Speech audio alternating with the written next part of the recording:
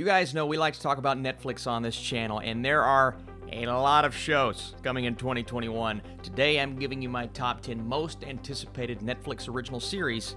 Let's do it.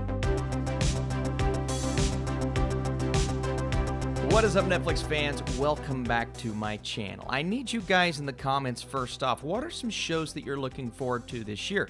Whether it's sequel seasons, a season one, whatever it may be, I need you guys down below. And today I'm going to attempt to give you my 10 most anticipated, but when I say that, I'm really going to focus on new shows that we've never seen before. I will go through my most anticipated sequel seasons at the beginning, then drop some honorable mentions before diving into my top 10 most anticipated. And if you guys stay tuned to the end, I did a little giveaway recently. 2 out of the 3 winners responded. The third winner never responded, so I have a gift card. If you guys want to stay tuned to the end of the video, I'll tell you guys how you can win that. But you are here for a reason. Part of that reason is to tell me what I missed, because I guarantee there are so many things. I know I missed something. But first off, I want to dive into some shows that I'm excited about returning to Netflix, hopefully, this year. And those shows are The Babysitters Club. We're getting a season 2. Season 3, supposedly the final season of Dead to Me. Never Have I Ever season 2. Huge surprise from last year. The next season of Sex Education. Love that show so much. The Witcher. That's right, the big one, starring Henry Cavill, is returning for a season 2 this year. How about Ozark season 4, part 1, the beginning of the finale of one of the best shows on Netflix, in my opinion. And of course, you can't have a most anticipated list without talking about Stranger Things. Listen, I love Stranger Things. I'm one of those fanatics of the show. I'm excited to see it return. But today we're talking about new shows that maybe you haven't heard of before. And some of them, I don't know a lot, but I tried my best to seek out some information. So, some honorable mentions. We'll start with Colin in Black and White, which is the brand new Ava DuVernay written and produced Colin Kaepernick series. I like anything Ava DuVernay does, so we'll see what happens with that. Then we have Inside Job. From the producers of Gravity Falls and Disenchantment comes a workplace comedy set in a government where every conspiracy theory is true and one woman has to keep things under control. This is an animated series. It looks interesting. We have True Story, which is not a true story, starring Kevin Hart as a comedian who gets into a bad situation overnight with his older brother that could cost him his career. And you have Wesley Snipes as well, so that could be very good. Here's one I'm really excited for, starring Kristen Bell, produced by Will Ferrell, The Woman in the House. You have a single woman who spends her days inside staring out a window until she's alarmed by something that happens across the street. It sounds like me every day. Then we have a family adventure coming from Team Downey, which is Robert Downey Jr. and his wife, adapting DC Comics' Sweet Tooth. So another foray. Doolittle didn't quite work out, but we'll see how this one goes. We do have another Ryan Murphy show starring Ewan McGregor, this time around, called Halston, I believe. Halston? It follows a fashion designer in the 70s and 80s as he grows into this internationally renowned brand before a hostile takeover costs him everything. That's the synopsis, and it sounds interesting. I like this one, Dad, Stop Embarrassing Me, starring Jamie Foxx. And this is your classic multicam comedy. We have a lot of those on Netflix, but the fact that it stars Jamie Foxx and David Alan Grier is a good sign. This one's really sweet. It's called Firefly Lane. It's the story of Tully and Kate, 2 unlikely friends from their meeting as tweens in 1974 to the present. It just kind of explores their lives, and the cast is great. By the way, for most of these, there are not official release dates yet. Firefly Lane is coming out in early February. Most of these others, sometime in 2021, I hope. I love this one. You guys remember Cuphead and Mugman from the video game? No? Maybe not? Well, there's a series coming to Netflix about their adventures. I think this is cool. I love a good different animated foray, and this seems like it could be fun. Any Pacific Rim fans out there? Well, Pacific Rim The Black is an anime series coming to Netflix all about the kaiju rising from the sea to overrun Australia. This is kind of an offshoot of the movies. I think this is a great idea for an anime, and it's very close to being on my list. And finally, we have The Witcher Blood Origin. This one I'm not sure about. I have a feeling it's not coming out this year. Some people are saying it could come out at the end of the year. Regardless, it's a spinoff of The Witcher, And if you enjoy that show, you're probably looking forward to it. Hey, into the honorable mentions. Let's get into the top 10. From the producers of Grey's Anatomy and Bridgerton comes a show that I think sounds fascinating, and you have a great star at the forefront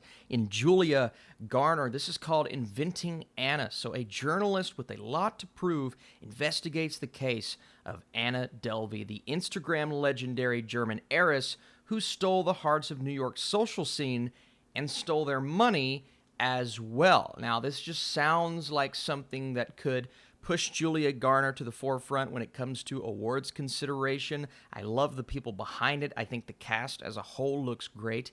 And it just feels like a very interesting character study, in my opinion. So I'm always looking at what the talent is like behind and in front of the camera for these shows I don't know much about. That helps. And also, I think the premise is interesting. So that comes in at my number 10. Number 9. How about another animated offshoot series? This is Resident Evil Infinite Darkness, and all we get from the description is a TV miniseries based on the popular video game from Capcom. Now, I like the idea of taking Resident Evil, whether it be the lore and we know that there's an actual live-action movie coming out this year, a different one from the other ones that we have gotten, but we also have this animated series that is described as a mini-series, which is fine. If we can get something that I think harkens back to the game, maybe more so than the movies have, and make us feel fear, because I think that's what this lore is all about. I'm excited for Resident Evil Infinite Darkness. It could be one of the cooler Netflix series of the year, and as a fan of the games, come on. All right, set to come out in April of 2021 is Shadow and Bone. I've been hearing a lot about the lore from Shadow and Bone, and now it's being translated into a Netflix series. Now, we've seen this before. Last year, we got Lock and Key, something like the Umbrella Academy, and fans are very excited, but they're also a bit apprehensive. So, Shadow and Bone is described as a young woman with newfound powers tries to save her land from a powerful and evil force. The cast, for the most part, I'm not too familiar with, but I like the people involved behind the scenes. And you watch that little tease that Netflix put out.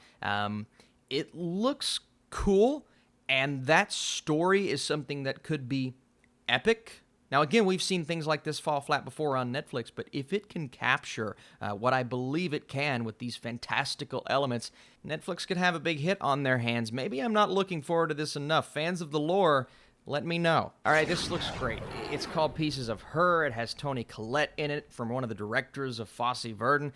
I just love the premise. Essentially, we could get something thrilling here when a Saturday afternoon trip to the mall with her mother suddenly explodes into violence, and a adrift young woman's conception of her mother is forever changed. Now, anytime you have Toni Collette in a dramatic series like this, we're looking at probably a great performance. But I do think the people behind this tell me that it's going to be an extremely intense but also well-written series. You also have Bella Heathcote in there. It feels like it could be one of those massive dramatic surprises on Netflix that I'm very excited for. This show is called Made. Austin, this doesn't sound exciting. How about from the creators of Shameless? If you're a fan of Shameless, I bet that got you on board. Here's the summary. We have a single mother who turns to housekeeping to barely make ends meet as she battles against poverty, homelessness, and bureaucracy. Also produced by Margot Robbie, starring Billy Burke, Andy McDowell, Nick Robinson, and Margaret Qualley. I love this cast.